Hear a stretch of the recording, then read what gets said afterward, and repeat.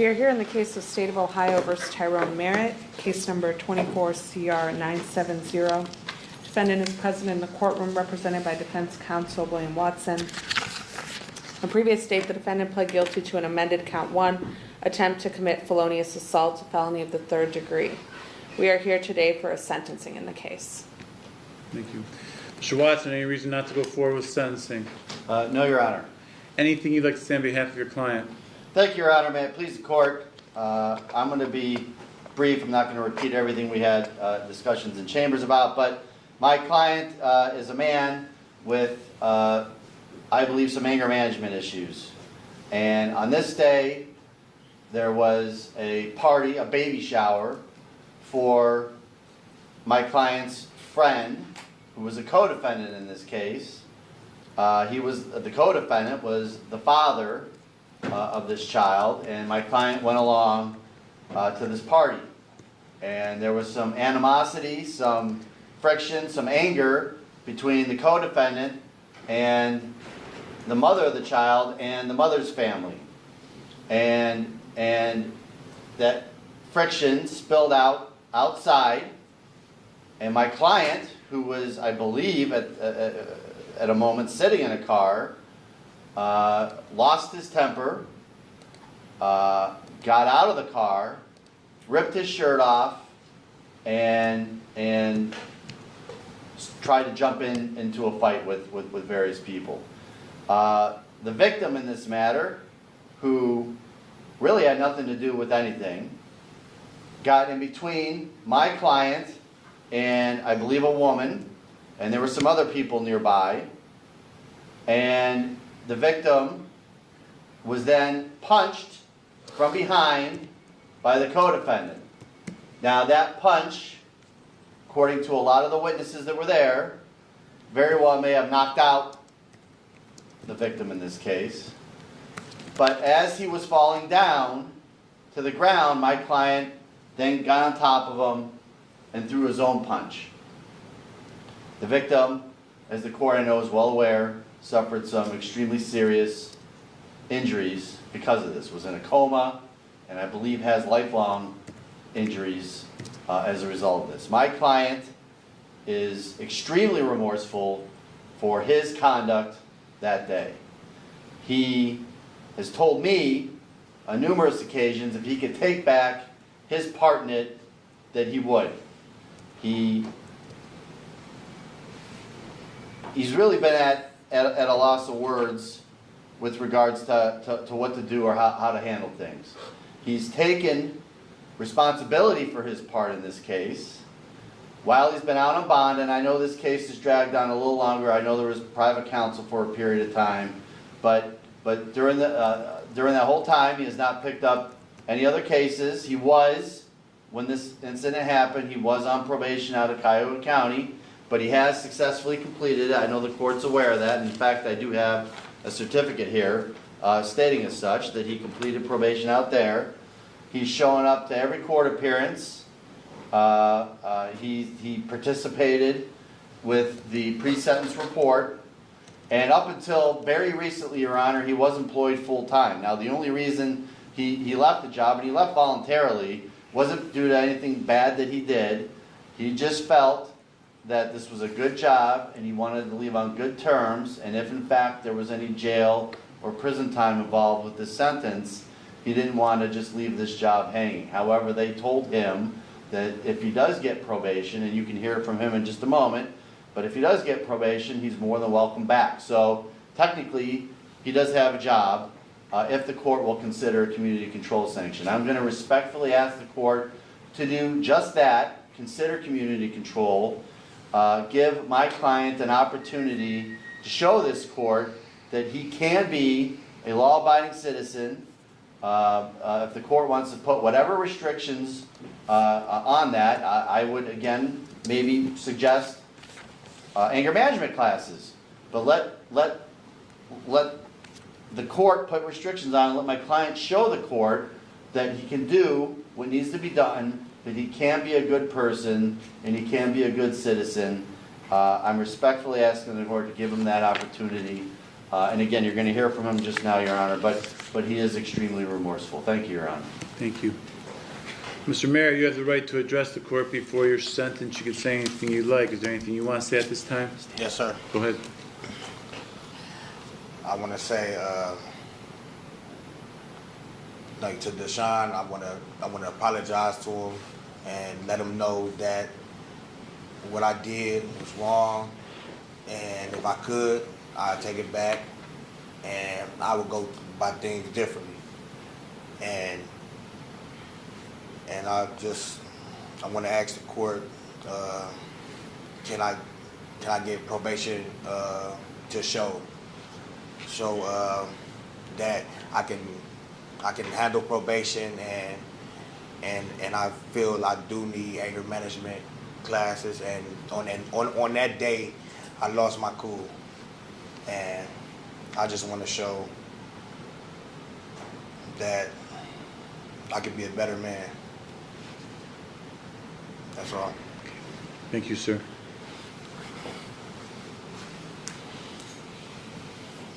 Mr. Watson, anything else? No, Your Honor. The state of Ohio, Mr. Gretzky? Thank you, Your Honor. State recommends prison. On that day, the defendant escalated it into a physical fight situation. He took his shirt off, he went out in the parking lot, said, "I'll take any one of you," and he stepped towards a woman who was not involved in the fight. And then the victim, her brother, intervened, stepped in front of her. He also had nothing to do with any of the, when I say fight, the argument that preceded all this. The victim was blindsided, punched by the co-defendant here, and on his way down, punched by the defendant. He hit his head on the concrete, and the defendant, co-defendant, and everyone they came with left the scene, left him there. No concern for him. He was in a coma for 3 months. He suffered serious brain injury, multiple fractures. He fractured he had facial fractures, and he fractured his teeth, his front teeth as well, and will continue to have injuries or threat of more severe injuries for the rest of his life due to this incident, and he is only in his early 30s. The defendant at the time that this occurred was on probation, and previous to that had been to prison for an offense of violence. For all these reasons, the state believes that prison is the appropriate sentence in this case. Thank you. This court reviewed the pre-sentence report and investigation. I have considered the facts and circumstances of the offense involved and nature of the offense. I've considered what's been said here in court from Mr. Watson, the defendant himself, prosecutor, the recommendations from the parties. All of this is considered by the court in light of the purposes and principles of felony sentencing set forth in 29-29-11. As for the factors in 29-29-12, factors indicating the conduct is more or less serious, the court notes that the victim in this case suffered serious physical and psychological harm as a result of the conduct. And while the offense itself deals with serious physical harm suffered by the victim and caused by the defendant's conduct in this incident is much more serious than what we normally see in a felonious assault. First of all, a felonious assault could be just getting cut and having a scar, which is considered permanent. But even beyond that, the injuries suffered here were much, much more serious than what we normally have for a felonious assault or an attempted felonious assault. And the victim, as alluded to, suffered serious brain injury. He was in a coma for 3 months. He's still experiencing symptoms and trauma as a result of this incident. He's going to experience seizures perhaps for the rest of his life even as a result of this. Doesn't know when they come on, but they do come on. All because the defendant decided to inject himself into this incident that was occurring that he had nothing to do with even. And the victim in this case was completely innocent. had nothing to do with whatever was going on that caused this, arguing to take place. And then the defendant gets out of the car, challenges anyone who wants to fight.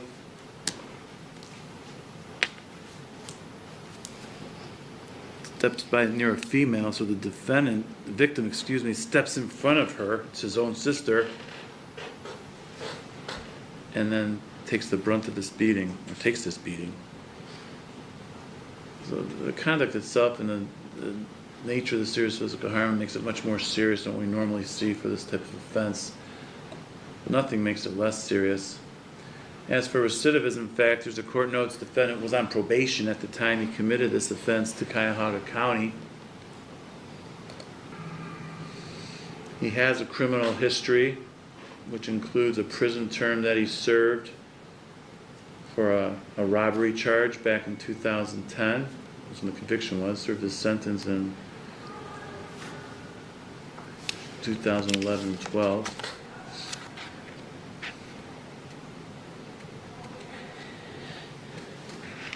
He has not responded favorably to previously imposed sanctions.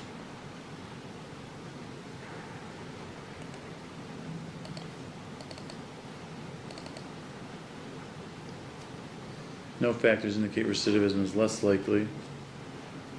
It's felony of third degree, so no factor. There's no presumptions one way or the other. Considering the appropriate sentence, there's just no way this court could ignore the extent of the victim's injuries here and what happened to this victim and what he's going to have to experience and suffer for the rest of his life.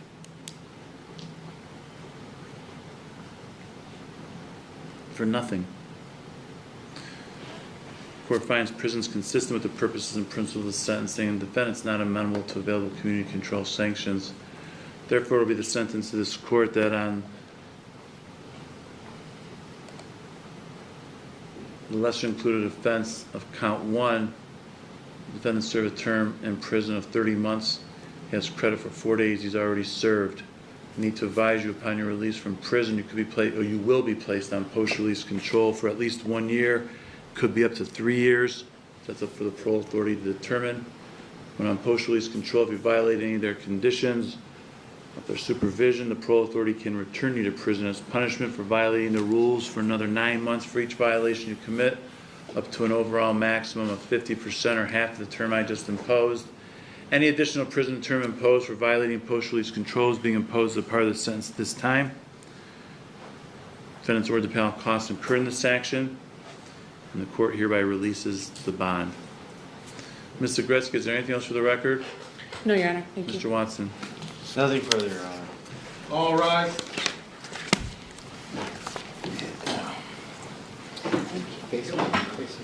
Tyrone, I'm gonna see 2.5 years, 3 months. I'm gonna see you Wednesday, okay? Because you're gonna be in county for just a little bit. He said, "County." Is that okay? Yeah. Turn around. Spin it. Stand up.